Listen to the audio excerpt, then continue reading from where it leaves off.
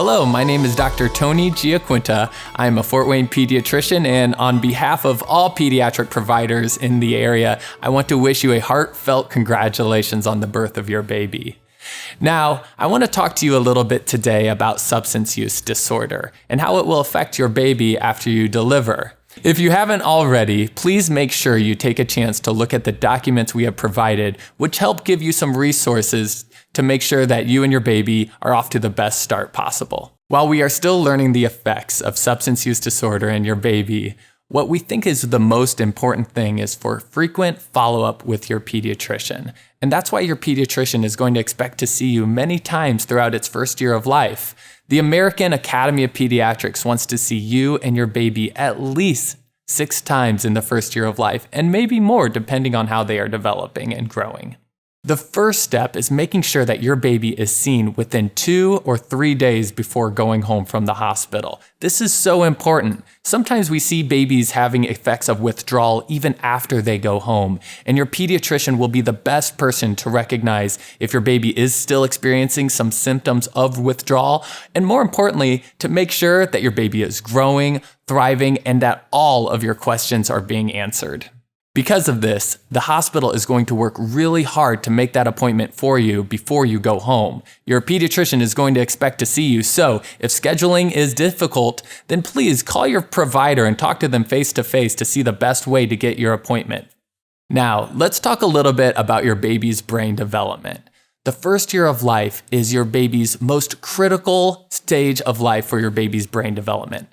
In fact, we know that a baby's brain will double in size by its first year of life, forming millions of connections every second.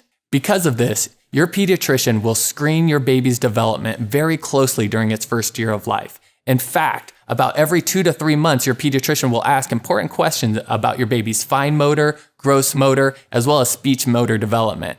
If we see that your baby is starting to fall off anywhere or isn't meeting the milestones we expect, then we will recommend your baby see a physical therapist, speech therapist, or occupational therapist to help get your baby back on track. A lot of times this can be accomplished through the state funding, which we call First Steps. Finally, if your baby is showing any signs of withdrawal in the hospital or after they go home, your pediatrician is recommended to schedule a follow-up with a developmental pediatrician. A developmental pediatrician is a specialist who looks really closely at your baby's development and is very skilled at getting your baby into the services that your baby will need to grow and thrive. In addition, your pediatrician will also schedule your baby to have a hearing and vision follow-up, usually around 1 year of life. Wonderful. So you're home with your baby. The most important things that I as a pediatrician want you to remember is to hug, hold, love your baby, feed your baby, and probably change a diaper or 2. Aside from that, really there's nothing to it. But if you do have more questions, please reach out to your pediatrician. We're here to help. Also, I want to talk a little bit about colic. Colic is a period that babies usually experience around 4 to 8 weeks of life. The symptoms are usually a baby that is just really fussy. They're harder to console, they're harder to feed, and generally they're just a little more upset than usual. We want you to feel confident in taking care of your baby that is experiencing colic because we know that babies with neonatal abstinence syndrome tend to be a little more colicky than other infants. There's a wonderful website that I want you to write down. It is purplecrying.info, purplecrying.info. There you will find all the information that you need and tools to really take care of your baby if they are experiencing any symptoms of colic. While some babies may need to be only seen once or twice in the first month of life, your pediatrician might want to see you a little more often than that. Babies that experience neonatal abstinence withdrawal sometimes have difficulty feeding, sleeping, and otherwise just other concerns that your pediatrician wants to keep track of.